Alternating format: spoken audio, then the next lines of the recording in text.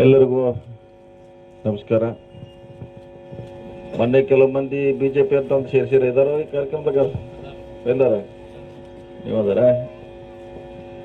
ವಿಕ್ರಮ್ ಬೈರವ್ರು ಬಂದಿಲ್ಲ, ಇಲ್ಲ ಇದು ಎಲ್ಲ ಅದ ನಿನ್ನ ಜೋಡಿ ಕೂಡಿ ಕೆಲಸ ಮಾಡತ್ತಾರ, ಈಗ ಮಾಡತ್ತಾರ. ಸೊ ಇವತ್ತು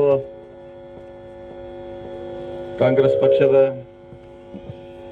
ಪ್ರಚಾರಾರ್ಥವಾಗಿ ಭಾಷಾಪುರ ಗ್ರಾಮದಲ್ಲಿ ಡಾಕ್ಟರ್ ಉಮ್ನಾಥ್ ಭಟ್ ಈಗ ತಾನೇ ತಮ್ಮ 40-50 ವರ್ಷಗಳ ಅನುಭವವನ್ನು ನಿಮ್ಮ ಮುಂದೆ ಹಂಚ್ಕೊಳ್ಳುವಂಥ ಪ್ರಯತ್ನ ಮಾಡಿದ್ದಾರೆ.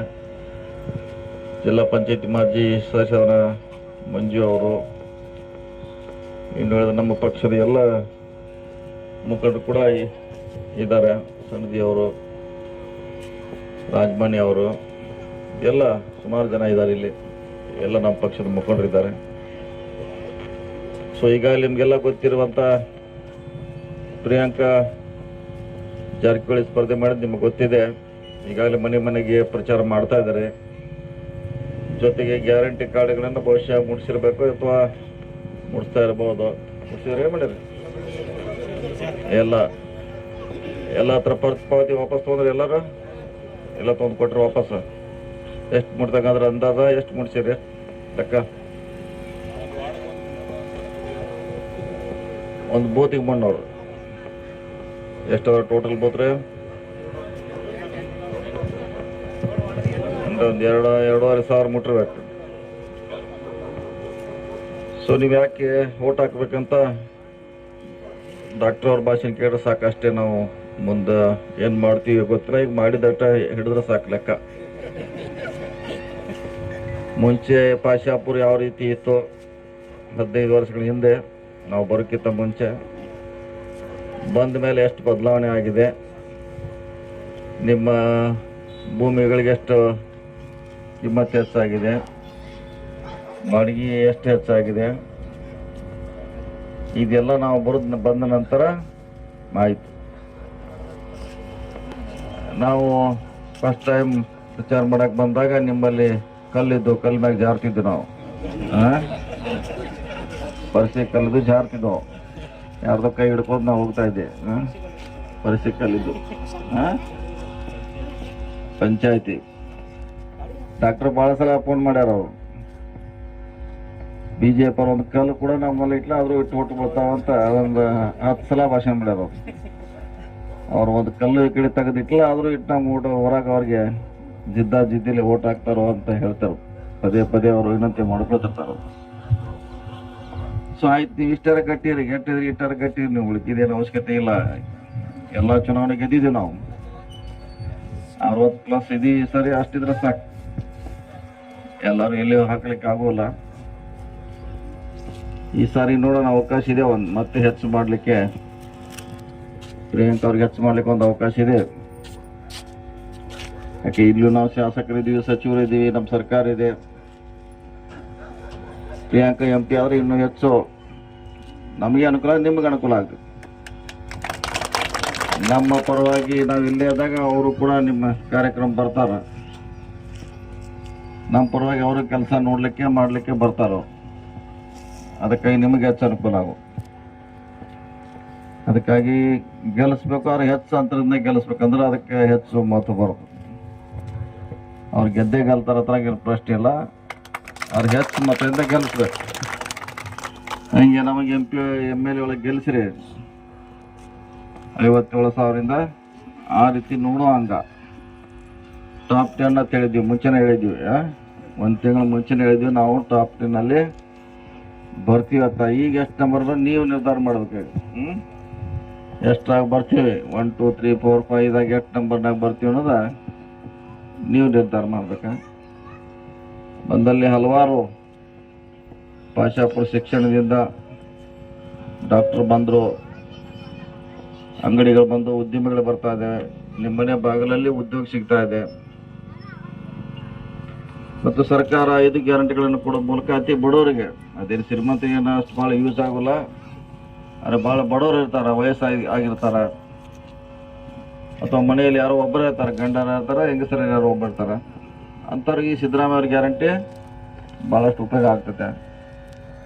ಮತ್ತು ನೌಕರಿ ಮಾಡೋರು, ವ್ಯಾಪಾರ ಮಾಡಕ್ಕೆ ಹೋಗುವಂಥ ಮಹಿಳೆಯರಿಗೆ ಅಷ್ಟು ನಿಮ್ಗೆ ದುಡ್ಡು ಉಳಿತಾಯ ಆಗ್ತದೆ. ನೇರವಾಗಿ ಅದೇ ದಿವಸ ಉಳಿತೈತಿ, ಬೇರೆ ಕಡೆ ಹೋಗೋದು ಅವಶ್ಯಕತೆ ಇಲ್ಲ.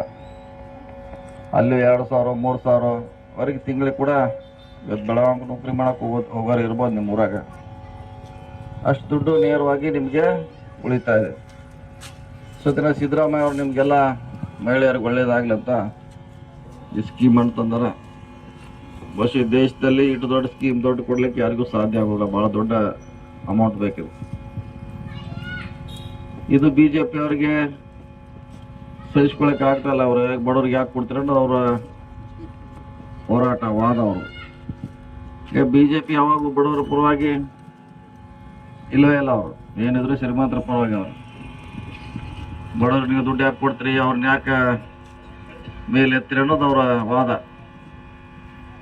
ಮುಂಚೆಂದು ಕೂಡ ಅವರ ಸ್ಟ್ರಾಟಜಿ ಅದೇ, ಶ್ರೀಮಂತರ ಪರವಾಗಿ BJP ಇರಬೇಕು. ಚುನಾವಣೆ ಬಂದು ನೋಡಿ, ಆ ಮೋದಿ ಭಾಷಣ ಕೇಳಿದ್ರೆ ಯಾರ ನೀರಿನ ಬಗ್ಗೆ, ಬರಗಾಲ ಬಗ್ಗೆ, ಡ್ಯಾಮ್ ಬಗ್ಗೆ,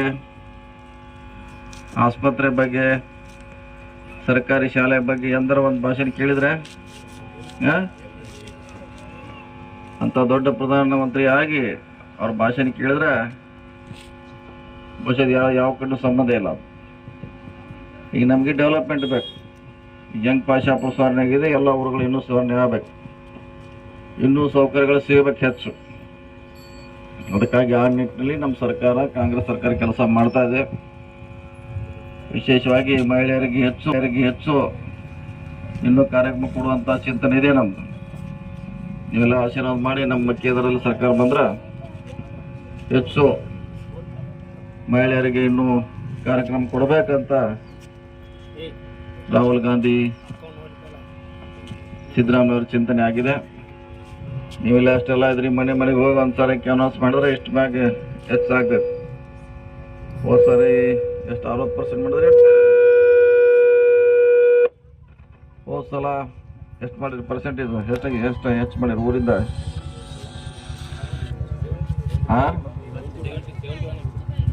71. ನಮಗೆ ಎಷ್ಟು ಲೀಡ್ ಎಷ್ಟು ಕೊಟ್ರಿ? ಎಲ್ಲ ಓಡ 1170 ಲೀಡ್ ಕೊಟ್ಟಿರಿ. ಅದ್ರ ಕೆಳಗಂತ ಇಳಿಸಕ್ಕೆ ಹೋಗ್ಬೇಡ, ಅಷ್ಟಂತ ಕೊಡ್ಲೇಬೇಕು ನೀವು. ಯಾಕಂದ್ರೆ ಕೆಲಸ ಮಾಡಿದೀವಿ. 5 ಗ್ಯಾರಂಟಿ ಪ್ರತಿ ಮಹಿಳೆಯರಿಗೆ ಗ್ಯಾರಂಟಿ ಕೊಟ್ಟಿದ್ವಿ. ಅವಾಗ ಗ್ಯಾರಂಟಿ ಇರೋಕ್ಕಿಲ್ಲ. ನಮ್ಮ ಚುನಾವಣೆಯಲ್ಲಿ ಗ್ಯಾರಂಟಿ ಇಲ್ಲ ಹೇಳಿದ್ವಿ, ಅಷ್ಟ ಕೊಡ್ತೀವಂತ. ನಮ್ಮ ಸರ್ಕಾರ ಬಂದರೆ ಕೊಡ್ತೀವಂತ ಅಷ್ಟು ಹೇಳಿದ್ವಿ, ಅರ್ಥ ಕೊಟ್ಟಿರಲಿಲ್ಲ. ಕೊಡ್ತಾ ಇದೀವಿ. ಈ ಸರ್ಕಾರ ಉಳಿಬೇಕು ಗಟ್ಟಿಯಾಗಿ. ಮತ್ತೆ ಅಂತ ಕಾರ್ಯಕ್ರಮ ಬರ್ಬೇಕಾದ್ರೆ ನೀವು ನಮಗೆ ಹೆಚ್ಚು ಶಕ್ತಿ ಕೊಡ್ಬೇಕು. ನೀವು 1100 ಚಿಲ್ಲರ್ ಲೀಡ್ ಆಗಿದೆ, ಸೊ ಇನ್ನೂ ಜಾಸ್ತಿ ಆಗ್ಬೇಕು. ಮತ್ತು ಆ ಸಂಸದರ ಈ ಕಡೆ ಬಂದಿಲ್ಲ, ಬಹುಶಃ ನೀವು ಯಾರು ನೋಡಿಲ್ಲ. ಯಾರು ಇಡೀ ಭಾಗದಲ್ಲಿ ಕೂಡ ಯಾರು ನೋಡಿಲ್ಲ ಅವ್ರನ್ನ. ಸೊ ಹೀಗಾಗಿ ಯಾರು ಕೆಲಸ ಮಾಡ್ತಾರೆ, ಯಾರು ನಿಮ್ಮ ಮನೆ ಬಾಗಿಲಿಗೆ ಬರ್ತಾರೆ ಅಂಥವ್ರನ್ನ ಆಯ್ಕೆ ಮಾಡೋದಕ್ಕಂತ ನಾನು ಪ್ರಿಯಾಂಕಾ ಮತ್ತು ಕಾಂಗ್ರೆಸ್ ಪರವಾಗಿ ವಿನಂತಿ ಮಾಡ್ಕೊಳಕ್ಕೆ ಬಂದಿದ್ದೇನೆ. ಇನ್ನೂ ಭಾಳಷ್ಟು ಕೆಲಸ ಮಾಡಬೇಕಾಗಿದೆ.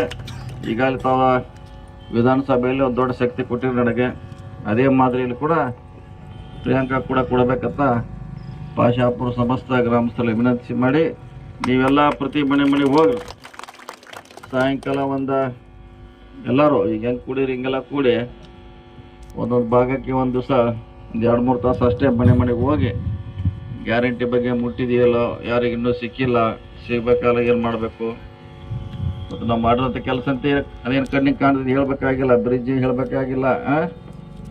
ಸಾಕಷ್ಟು ನಿಮ್ಮೂರ ಕಾಂಕ್ರೀಟ್ ರಸ್ತೆ, ಕುಡಿಯುವ ನೀರು, ಲೈಟ್ ವ್ಯವಸ್ಥೆ, ಸ್ವಚ್ಛತೆ ಬಗ್ಗೆ ಮಾಡುವಂಥ ಪ್ರಯತ್ನ ಮಾಡಿದ್ದೀವಿ. ಅದಕ್ಕಾಗಿ ತಾವು ದಯವಿಟ್ಟು ನಂಬಿಕೆದ್ರೆ ಹೆಚ್ಚು ಕೊಡ್ಲಿಕ್ಕೆ ನೀವು ಪ್ರಯತ್ನ ಮಾಡ್ಬೇಕಷ್ಟೇ. ನಿಮ್ಮ ಗುರಿ ನನಗಿಂತಲೂ ಓಟ್ ಹೆಚ್ಚಾಗಬೇಕು.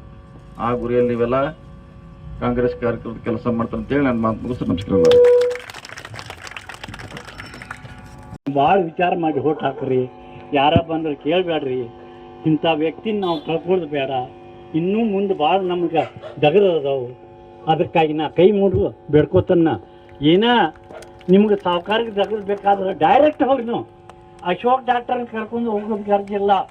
ಯಾರ ಕಾರ್ಯಕರ್ತರಾಗಲಿ ಯಾರೇ ಆಗಲಿ ಡೈರೆಕ್ಟ್ ಹೋಗೋದು. ಸಾವುಕಾರ ಒಳಗೆ ಬರ್ರಿ, ಅವ್ರು ಕರಿ ಏನು ತೆಗೆದು ಕೇಳಿ. ಇಂಥ ಒಂದು ವ್ಯಕ್ತಿ ಇಂಥ ವ್ಯಕ್ತಿನ ನಾವು ಕಳ್ಕೋದು ಬೇಡ. ಪ್ರಚಂಡ ಬಹುಮತದಿಂದ ಭಾಷಾಪುರದಿಂದ ಲೀಡ್ ಮಾಡ್ಕೊಂಡಂತ ಹಲವ್ರನ್ನ ನಾಣಿ ಮಾಡಿ ಹೇಳ್ತೀನಿ, ನೀವೆಲ್ಲ ತಯಾರಾಗಬೇಕಂತ ನಾವು ವಿನಂತಿ ಮಾಡ್ಕೊತೀವಿ.